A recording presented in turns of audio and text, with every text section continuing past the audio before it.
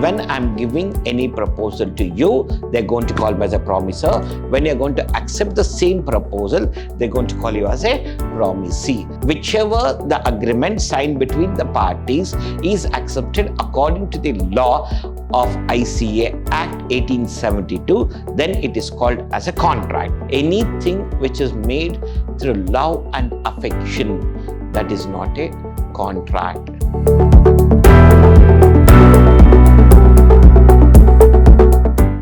Warm welcome to 4th Sem BCom student. The subject we are discussing, business regulatory framework. In today's session, we are going to discuss about the Indian Contract Act of 1872, the basic related information.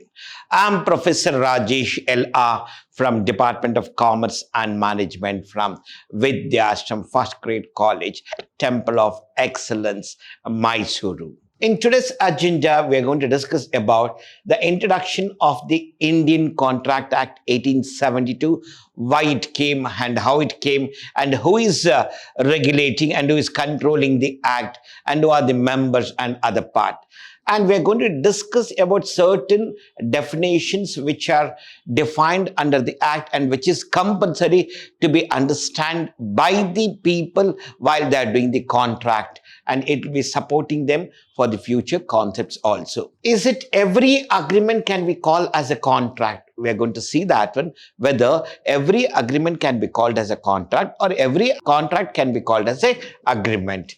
What is the difference we have between the agreement and contract? We're going to discuss, and what are the essential elements are required for a valid contract to say that one, this is a contract and it is a perfect contract. And then we're going to discuss about offer and essential of a valid offer. This is the major concept, and for your examination point of view, important definition from this topic, it may be 1-2 marks questions for you people, and the difference between the agreement and contract, it may be 2 marks question for you people. Essential values, and this may be for 10 marks question, and essentials of a valid, either 10 marks, and even types of offer what we have, that will be for 10 marks. So it is an important chapter for your examination oriented view also. The first concept will take here, introduction. So introduction of Indian Contract Act 1872.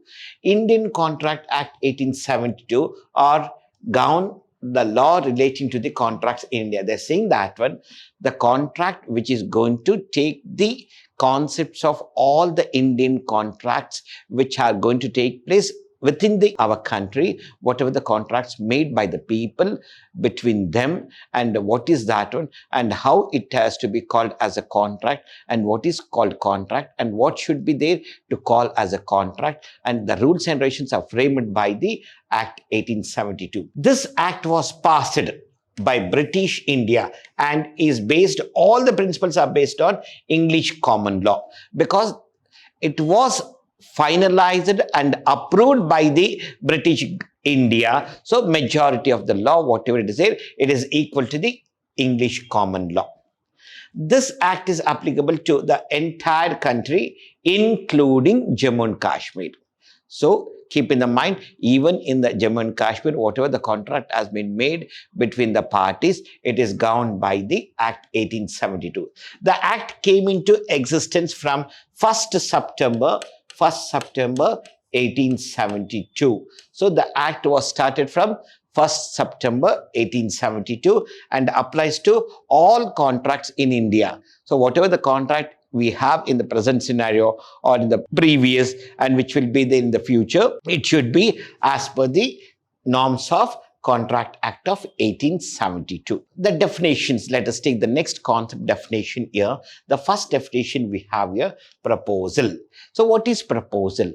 When one person signifies certain things to other person, see, I'm just saying something to you people, I'm just offering a concept for you, that stating that one, I'm going to sell this pen. So when I'm giving a proposal to you, I want to sell my pen for you. When you say that one, okay, how much is this pen? Can I see this pen? Okay, it is very nice pen we have here. What is the cost of the pen? Can you sell this pen for me tomorrow? And whether can I buy this one day after tomorrow? When you say that one, and if the price has been accepted by both the parties, and if you say, okay, whatever the thing I've offered here, so then it is called the proposal has been accepted by the opposite person. See here, when one person signifies to another his willingness, I'm just saying that one, my concept here, what products I have here, these are the products are available with me. Are you ready to accept that one at this particular price, at this particular point of time, at particular style, at this particular style, quantity or quality or the design or the shades or the colors, whatever it is there. Are you ready for that one? This is called a proposal. I'm just giving a small concept what I have with me. Acceptance, according to section 2 subclause B, when the person for whom the proposal is made, and if he says okay, so that is called accepted. So then it is called the proposal is said to be accepted. A proposal, when it is accepted, it becomes a promise. Means I have offered you a pen. You said, okay, I'll buy. So then it is going to become a promise. You have to buy this pen at any cost. And if we sign the agreement and if all the terms and conditions of the contract is satisfied, so then it is called a contract. The offer was given and it was accepted by the opposite person. Now, person making the proposal is called promiser. The person accepting the proposal is called promisee. When I'm giving any proposal to you, they're going to call me as a promiser. When you're going to accept the same proposal, they're going to call you as a promisee. There's a thing, two terms, you should know that one. Promisee as well as promiser. Promiser is a person who makes the proposal.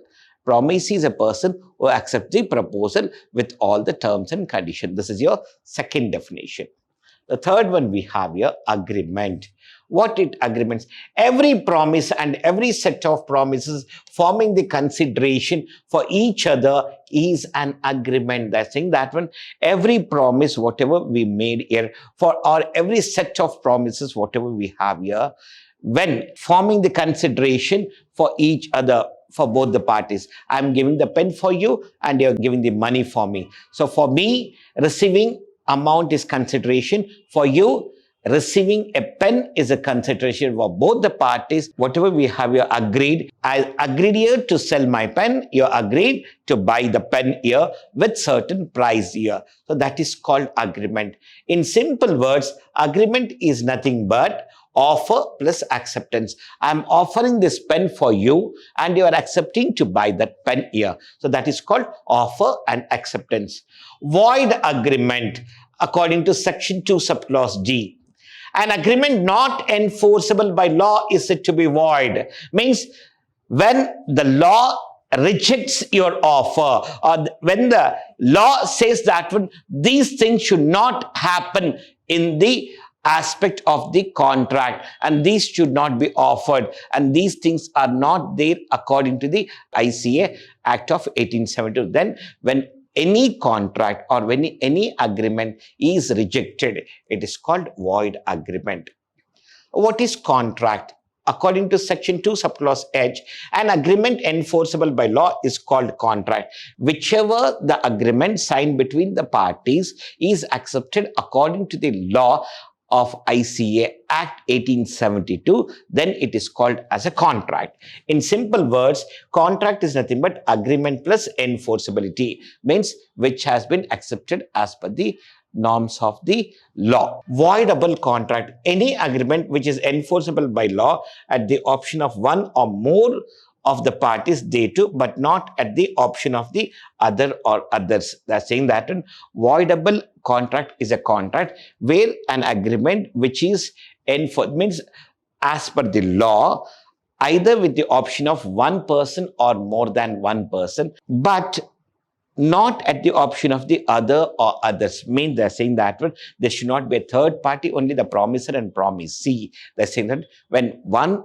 person or more than one person has accepted and they said that according to the law, then it's called voidable contract here. The next one we have here is every agreement can be called as a contract. They're saying that whatever the agreement we are going to make in our day-to-day life every day, can I call that every contract agreement can be called as a contract? No, certain things are there whether even though it is an agreement, it cannot be called as a contract. Those things we are going to discuss here. See, an agreement can be divided into two parts. One is social obligation, other one is legal obligation.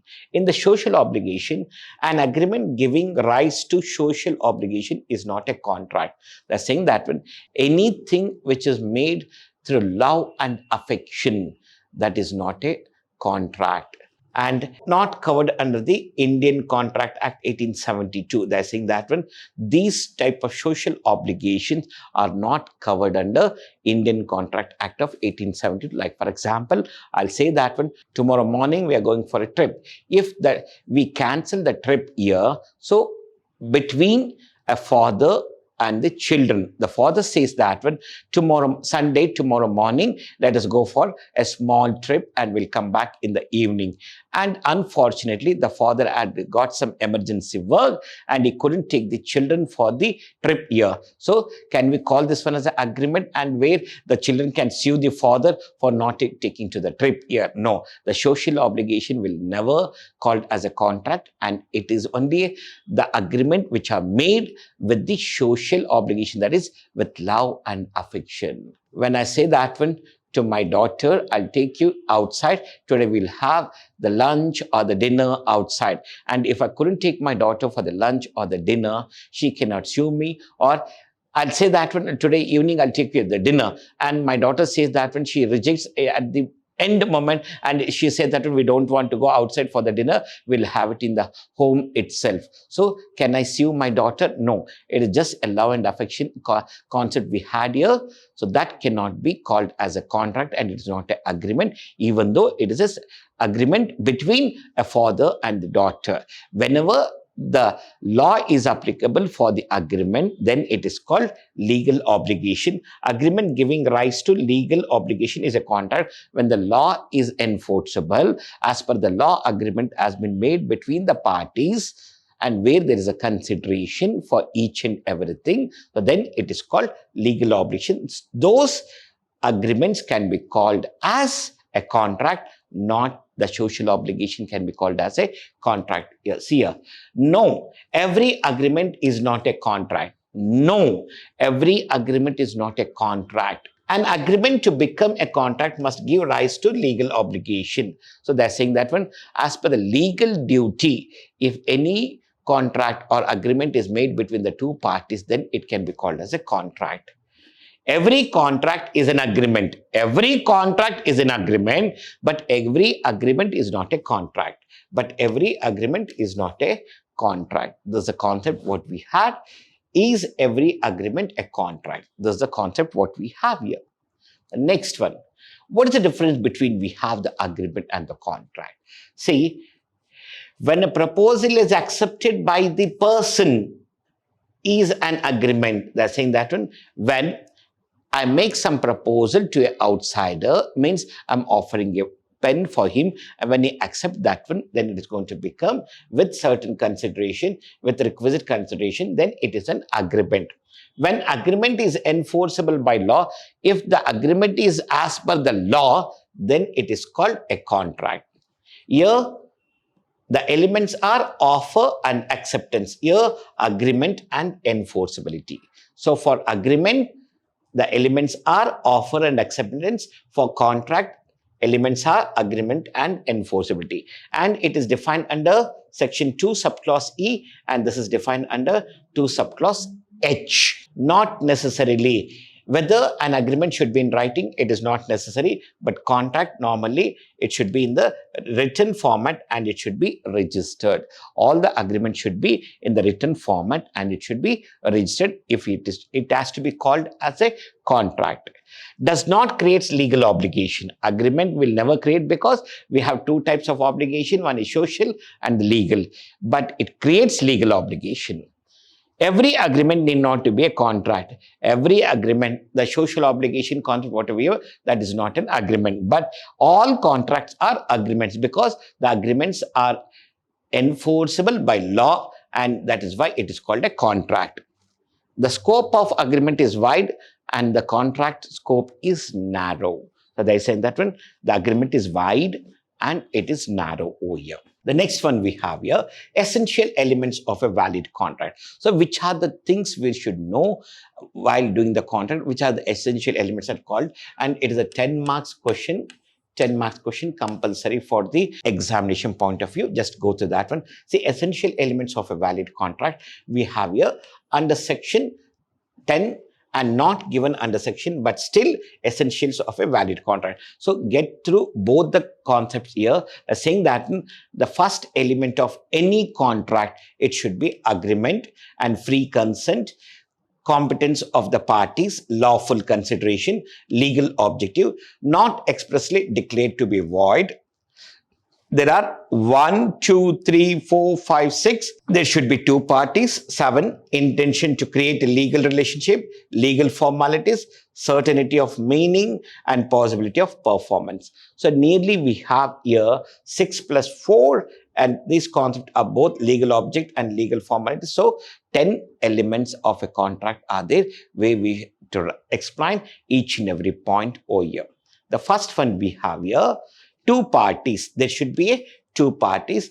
For every contract or agreement, at least there should be 2 parties. One is promisor, the other one is promisee. And offer. Whenever we are making any agreement, there should be from one side it should be offered and the other side it should be accepted. So offer and acceptance should be there.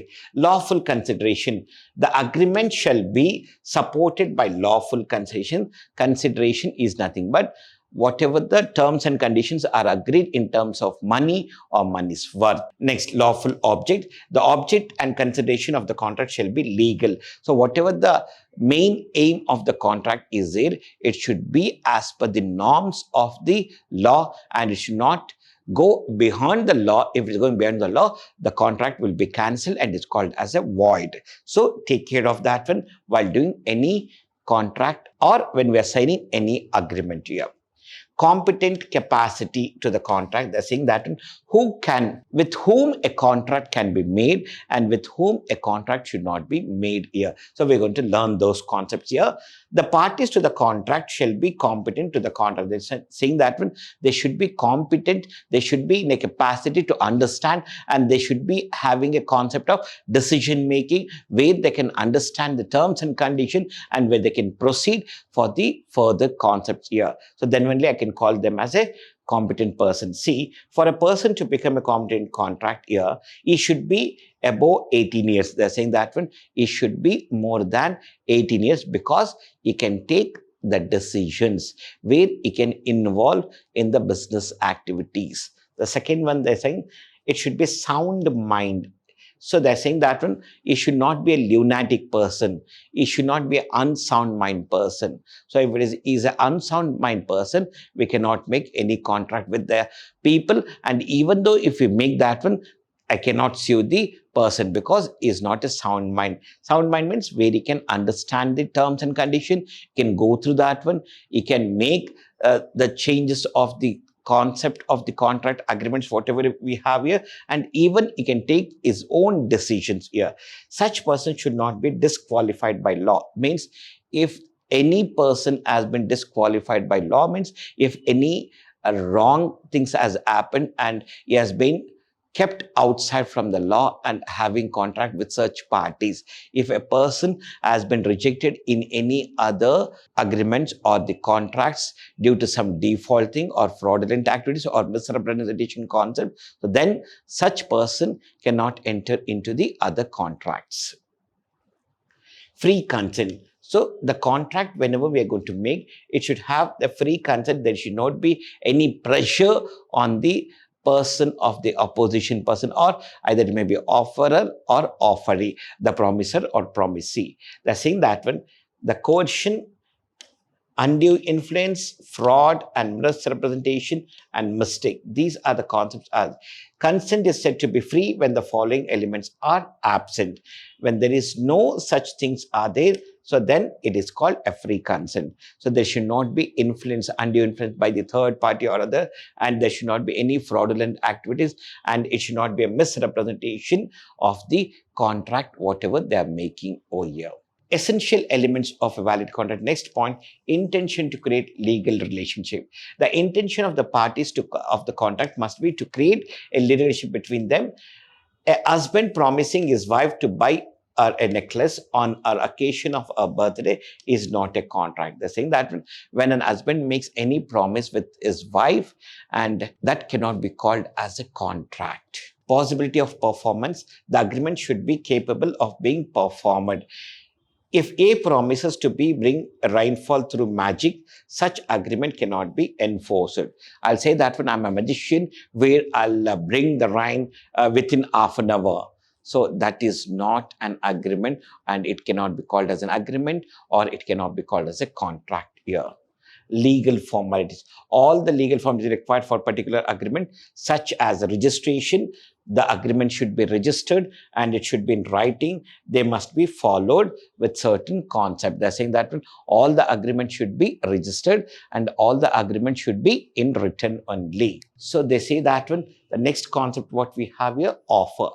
What is that offer? Definitions of 2 subclause A says that when one person signifies to another his willingness to do anything with a view to obtaining the assent of that other to such act or obstinate is said to be make a proposal. So saying that giving something to a third party, I'm just offering, like for example, I'm selling a pen for you. When I say that one, I'm offering something for you here. And next we have here the different types of offer we have here. The first one, general offer. It is an offer made for the entire world. For the whole world, I said openly, I'll say this pen is for sale. So anybody can buy. Anybody can buy this pen. It is not for a specific person. The next one we have a specific offer. I'll say that one. This has to be, this offer is only for the people who have paid income tax. This offer is only for the business people. This offer is only for the salaried employees. When I say that one, then it is going to become a specific offer. Express offer. The offer which has been made in words, either in oral or writing. I'm saying that one. This pen is especially for certain person. When I'm saying orally and I'm giving something, information to the party here, then it is called a express offer.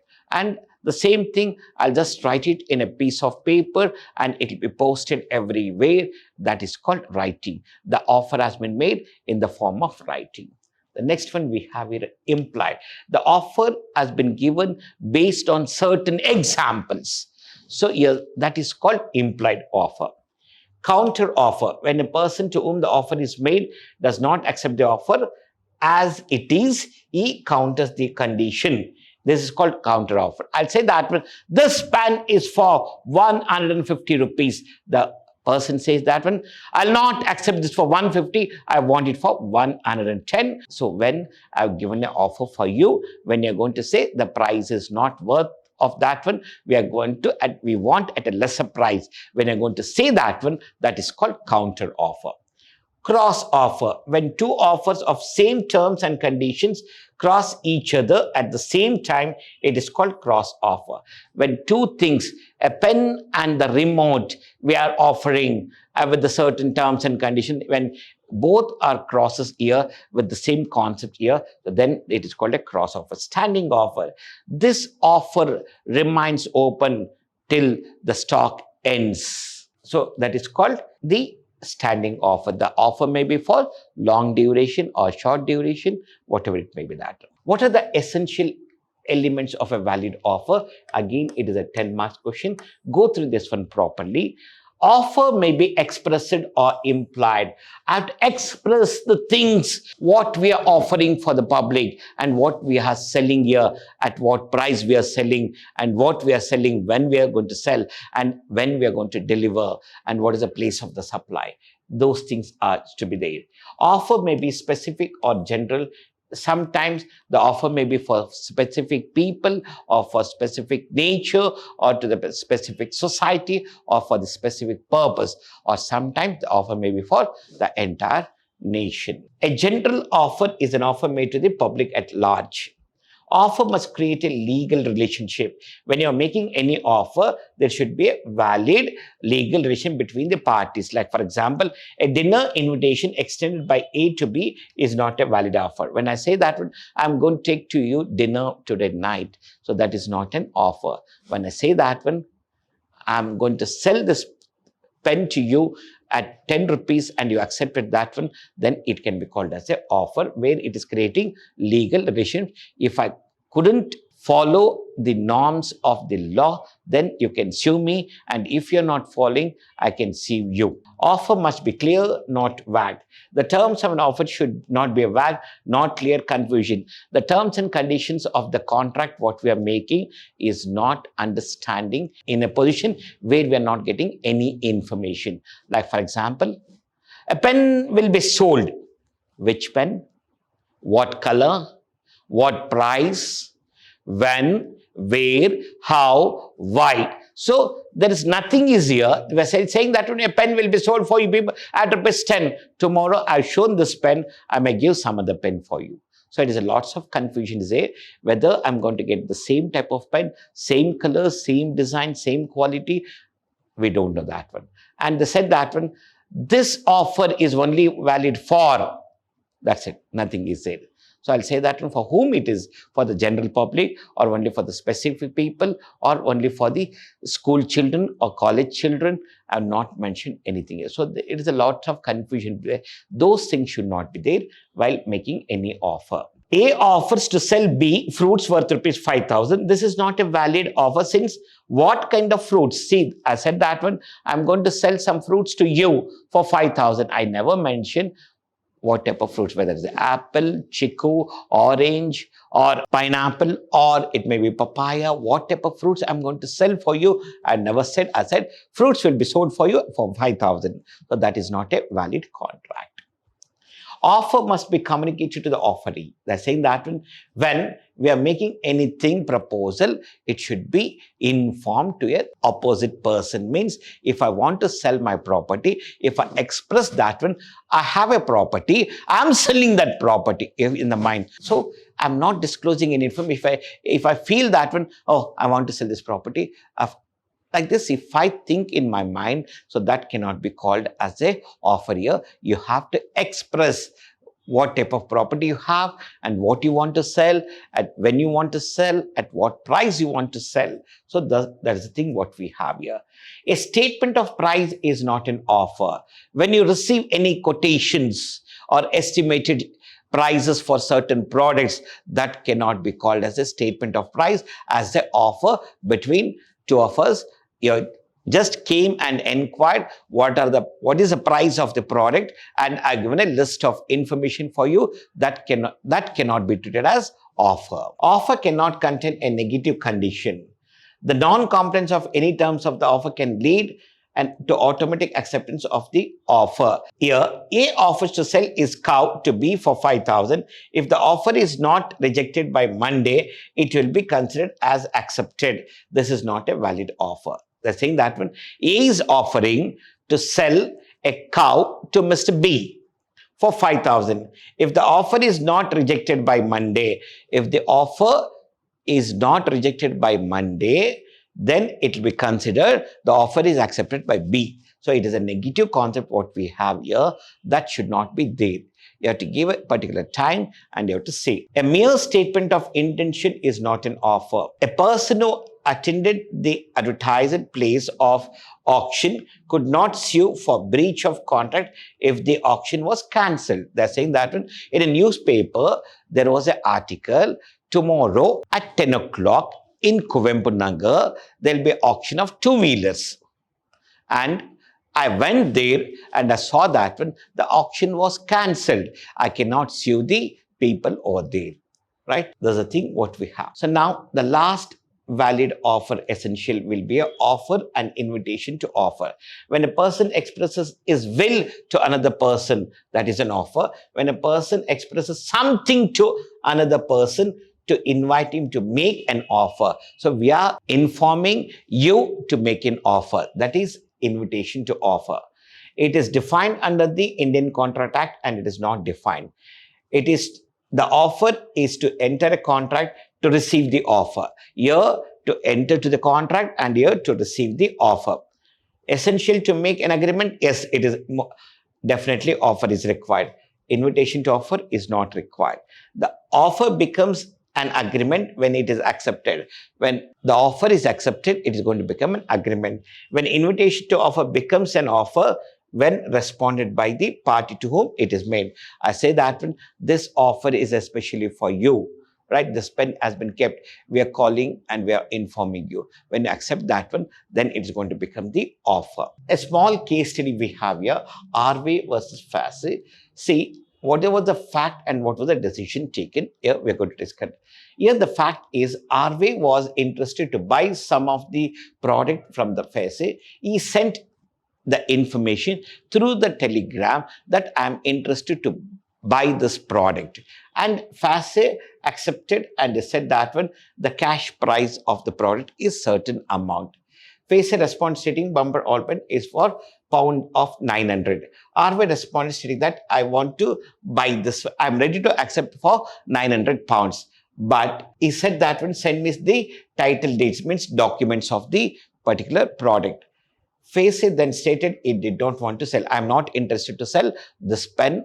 So I'm not interested to sell to you or to anybody. RV wants to sue, stating that when I have sent you the information through the telegram and you have accepted to sell this one.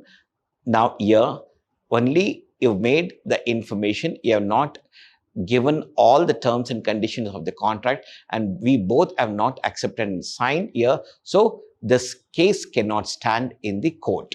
Like the thing what we have, telegram was an invitation. So telegram was an invitation whether you're going to sell or not. Then it is not a valid offer.